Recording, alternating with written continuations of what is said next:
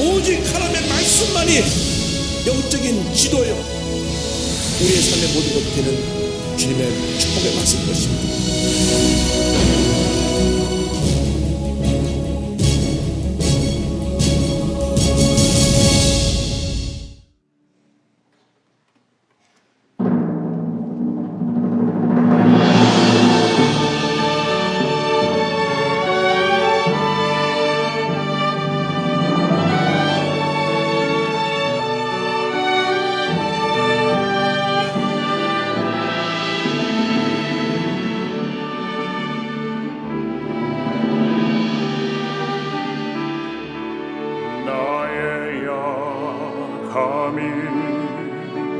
주 앞에 온전히 드러나고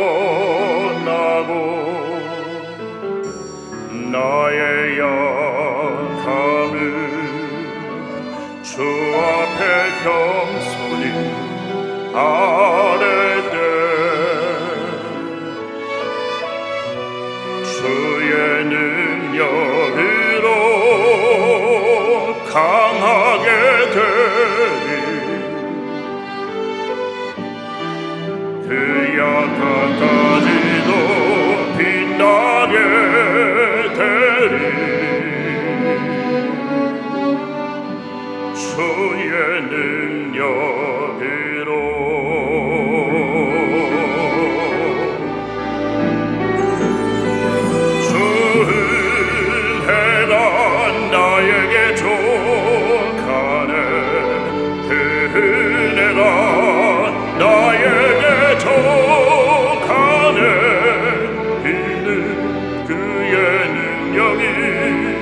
약한 데서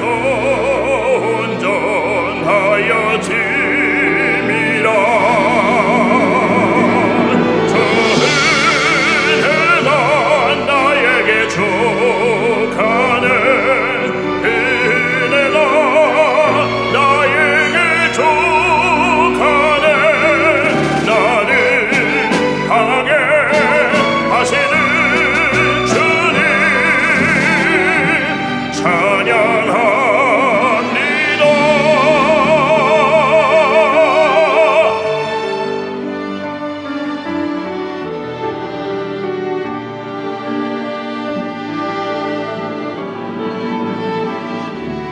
나의 약함이 주 앞에 온전히 드러나고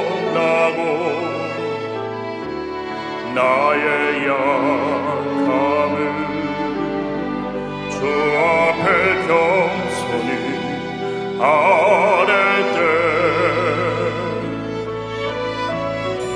주의 능력으로 강하게 되리 그 약한 가지도 빛나게 되리 주의 능력으로 주의 은혜가 나에게 족하네 그 은혜가 나에게 족하네 이는 주의 능력이 약한 데서 온전하여 짐이라 저 은혜가 나에게 족하네 은혜가 나에게 족하네 나를 강하게 하시는 주님 찬양하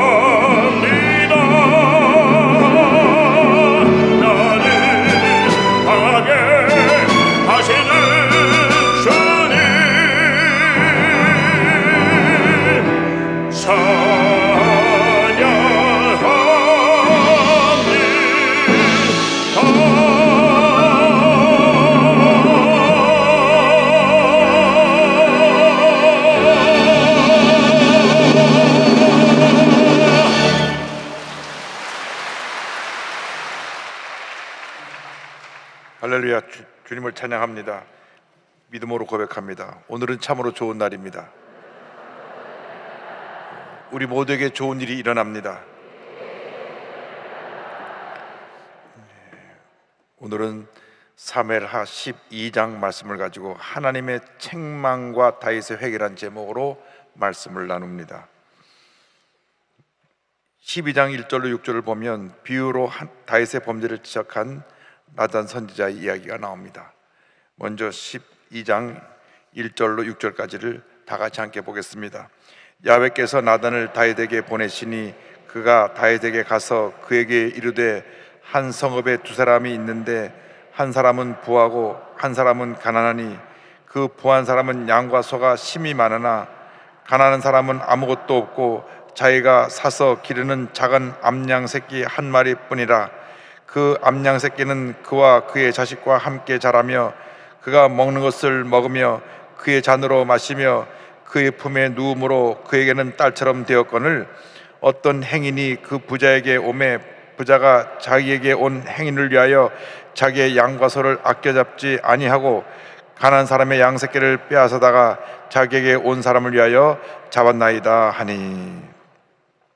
하나님께서 나단 선지자를 통하여 다윗의 죄를 지적하시는데 비유를 들어서 그 죄를 지적하게 하십니다. 우리가 말씀을 읽은 대로 한 부자가 양과 소와 많은 가축을 갖고 있었는데 그 앞에 살고 있는 가난한 사람은 양새끼 한 마리를 늘 자기 친자식처럼 품고 같이 먹고 자고 자랐는데 이 부자에게 손님이 오니까 그 양새끼를 빼앗아서 그 손님을 접대했다, 그 얘기입니다. 요즘으로 말하면 우리가 10,000,000명 반려견 시대가 되어서 이 강아지들을 자기 자식같이 그냥 품에 안고 기르는 분이 참 많습니다. 그런데 이 자식 같은 반려견을 힘이 센 사람이 와서 필요하다고 뺏어갈 때 자식처럼 기르던 그 사람은 힘이 없어서 자기가 갖고 있는 걸 빼앗겼지만 아마 통곡을 할 것입니다. 이 얘기를 듣자 다윗이 진노했습니다. 자기에게인지도 모르고 진노합니다. 5절 6절입니다. 다윗이 그 사람으로 말미암아 노하여 나단에게 이르되 야훼의 살아계심을 두고 맹세하노니 이 일을 행한 그 사람은 마땅히 죽을 자라. 그가 불쌍히 여기지 아니하고 이런 일을 행하였으니 그 양새끼를 4배나 갚아주어야 하리라 한지라. 이 일을 행한 사람은 마땅히 죽어야 되고 4배로 그 보상을 해줘야 된다. 그래도 다윗은 무슨 얘기를 나단이 자기의 전한 줄 내용을 파악하지 못하고 있었습니다. 다윗이 그렇게 그 부자의 문제점을 지적하니까 그때서야 나단이 바로 당신이 그 사람이요, 하나님의 심판적인 심판의 메시지를 전하는 이야기가 7절 이하에 나옵니다. 하나님이 얼마나 다윗을 사랑했는지 7절 8절에 하나님의 은혜를 입은 다윗에 대해서 나단이 먼저 설명합니다. 다 같이요. 나단이 다윗에게 이르되 당신이 그 사람이라. 이스라엘의 하나님 야훼께서 이와 같이 이르시기를 내가 너를 이스라엘 왕으로 기름 붓게 하여 너를 사울의 손에서 구원하고 내 주인의 집을 내게 주고 내 주인의 아내들을 내 품에 두고 이스라엘과 유다 족속을 내게 맡겼느니라. 만일 그것이 부족하였을 것 같으면 내가 내게 이것저것을 더 주었으리라. 당신이 그 죄인이요, 하나님이 은혜를 베풀어 주셔서 사울 왕으로부터 이 나라를 당신에게 옮겨주어서 당신이 통치자로 다스리게 했고 모든 풍족함을 다 누리도록 해주었고 필요하면 더 주었을 터인데 어떻게 당신이 그런 악한 일을 행할 수 있느냐? 이것은 바로 하나님 앞에 범죄한 것이다. 하나님께 범죄한 다윗을 지적합니다. 9절입니다. 그런데 어찌하여 내가 야훼의 말씀을 업신여기고 나보기의 악을 행하였느냐? 내가 칼로 햇사람 우리아를 치되 암몬 자손의 칼로 죽이고 그의 아내를 빼앗아 내 아내로 삼았도다. 이렇게 받은 은혜가 큰데 하나님의 말씀을 업신여기고 네가 나한테 이 같은 죄를 짓고 악한 일을 행할 수 있느냐? 단도직입적으로 그의 죄를 지적했습니다. 그러고 나서 범죄한 다윗에게 하나님의 심판이 임할 것을 이와 같이 설명합니다. 10절로 12절입니다. 이제 내가 나를 업신여기고 햇사람 우리아의 아내를 빼앗아 내 아내로 삼았은즉 칼이 내 집에서 영원토록 떠나지 아니하리라 하셨고, 여호와께서 또 이와 같이 이르시기를 보라 내가 너와 내 집에 재앙을 일으키고 내가 내 눈앞에서 내 아내를 빼앗아 내 이웃들에게 주리니 그 사람들이 내 아내들과 더불어 백주에 동침하리라. 너는 은밀히 행하였으나 나는 온 이스라엘 앞에서 백주의 일을 행하리라 하셨나이다 하니, 엄중히 그 죄를 꾸짖고 당신이 하나님께 크게 큰 은혜를 입은 자로서 하나님 앞에 범죄한 것이다. 하나님을 내가 무시하고 하나님 말씀을 어기고 죄를 지었으니 이와 같은 형벌을 받을 것이다. 죄에 대해서는 형벌이 따르는 것입니다. 우리가 꼭 기억해야 될 것은 죄를 지는 것은 하나님 앞에 범죄하는 것이고 하나님의 형벌이 있음을 알아야 됩니다. 칼이 내 집에서 떠나지 않겠다. 이 칼은 죽음을 말합니다. 너희 집에서 칼이 떠나지 않겠다. 그런데 실제로 하나님의 심판하셔서 다윗과 바스바사에 태어난 아들이 죽죠. 그 다음에 또 문제가 생겨갖고 암논이라는 아들이 또 죽죠. 또 그 다음에 암논을 죽인 압살롬이 또 죽죠. 그러니까 부모님이 세상을 떠나시면 땅에 묻지만 자식이 세상 떠나면 가슴에 묻는다고 했는데 자기 눈앞에서 그냥 그 자식들이 죽어가는 것을 다 보게 되는 것입니다. 다윗이 그 지은 죄로 인해서 평생 가슴을 치고 회개하며 살아질 것입니다. 그리고 그의 아들 솔로몬에게 왕위가 넘어간 후에는 다윗의 또 다른 아들 아도니아가 또 죽습니다. 그래서 그 집에서 칼이 떠나지 않는 그런 형벌이 임할 것을 하나님께서 말씀하셨습니다. 이 말을 듣자마자 다윗이 즉각적으로 회개하고 하나님 앞에 엎드립니다. 13절 14절입니다. 다윗이 나단에게 이르되 내가 야훼께 죄를 범하였느라 하매 나단이 다윗에게 말하되 야훼께서도 당신의 죄를 사하셨나니 당신이 죽지 아니하려니와 이 일로 말미암아 야훼의 원수가 크게 비방할 거리를 얻게 하였으니 당신이 낳은 아이가 반드시 죽으리이다 하고. 보통 사람들은 죄를 지었을 때 죄를 지적하는 것을 싫어합니다. 싫어하면 변명합니다. 그런데 다윗은 즉각 내가 하나님께 범죄했습니다. 엎드렸습니다. 그러자 하나님께서 당신의 죄를 사해 주시겠지만 너무 지은 죄가 커서 당신과 사회에 태어난 아이는 반드시 죽을 것입니다. 이렇게 이야기합니다. 우리가 하나님께서 우리가 많은 은혜를 베풀어 주셨는데도 불구하고 하나님 앞에 죄를 지었을 때 그 죄를 깨닫는 그 순간 즉시 회개해야 됩니다. 죄에 대해서는 민감해야 되고 회개가 빨라야 됩니다. 신속해야 됩니다. 자꾸 변명하고 또 피하고 하다가 더 큰 죄를 짓게 되는 것입니다. 그래서 죄를 지었을 땐 즉각적인 회개를 해야 됩니다. 주님, 저희의 죄와 허물을 용서하여 주시고 다시는 그 같은 죄에 빠지지 않게 하여 주옵소서. 엎드려 기도할 때 주님이 불쌍히 보시고 우리 죄를 사해 주시고 은혜를 내려주시는 것입니다. 탕자가 아버지의 산을 갖고 나가서 다 탕진하고 나서 그 다음에 뉘우치고 회개하고 돌아오는 장면이 누가복음 15장 18절에 나오는데 내가 일어나 아버지께 가서 이르기를 내가 하늘과 아버지께 죄를 지었사오니, 이렇게 죄를 회개하고 돌아오는 장면이 누가복음 15장 탕자의 비유에 나옵니다. 다시 자기의 죄에 대해서 눈물로 회개하며 지은 시편이 시편 51편입니다. 51편의 내용을 일부 소개합니다. 하나님이여 주의 인자를 따라 내게 은혜를 베푸시며 주의 많은 긍휼을 따라 내 죄악을 지워주소서. 나의 죄악을 맑게 씻으시며 나의 죄를 깨끗이 제하소서. 물은 나는 내 죄가를 아오니 내 죄가 항상 내 앞에 있나이다. 내가 주께만 범죄하여 주의 목전에 악을 행하여 싸우니 주께서 말씀하실 때 의로우시다 하고 주께서 심판하실 때 순전하시다 하리이다. 주의 얼굴을 내 죄에서 돌이키시고 내 모든 죄악을 지워주셔서 하나님이여 내 속에 정한 마음을 창조하시고 내 안에 정직한 영을 새롭게 하소서. 나를 주 앞에서 쫓아내지 마시며 주의 성령을 내게서 거두지 마소서. 주의 구원의 즐거움을 내게 회복시켜 주시고 자원하는 심령을 주사 나를 붙드소서. 그가 철저히 엎드려 회개하고 통회자복하면서 주님, 나를 주님 앞에서 쫓아내지 마시옵시고 주의 성령을 내게서 거두지 마옵소서.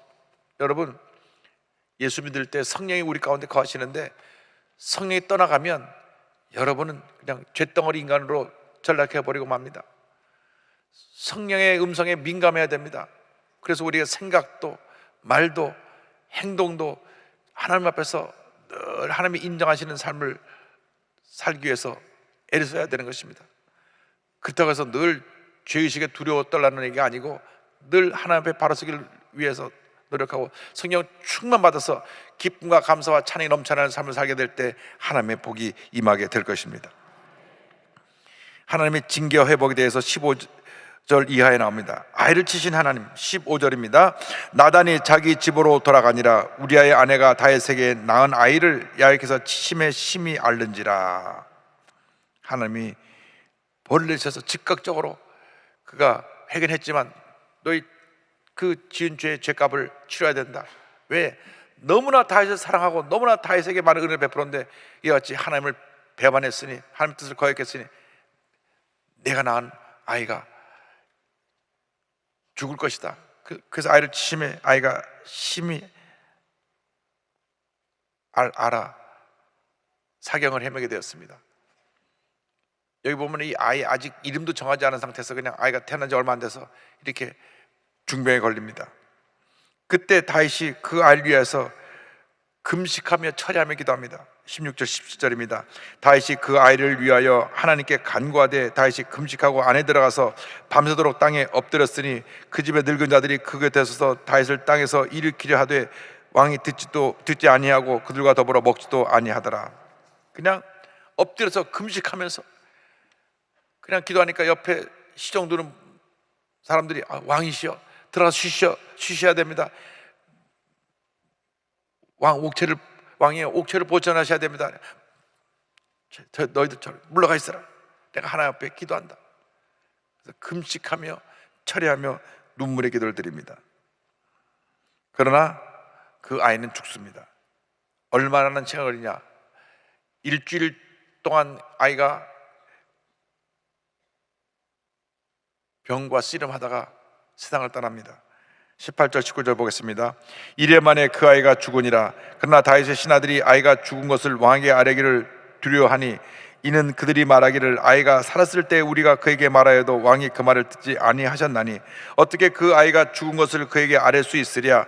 왕이 상심하시리로다 함이라. 왕이 그의 신하들이 서로 수군거리는 것을 보고 그 아이가 죽은 줄을 다윗이 깨닫고 그의 신하들에게 묻되 아이가 죽었느냐 하니 대답하되 죽었나이다 하는지라.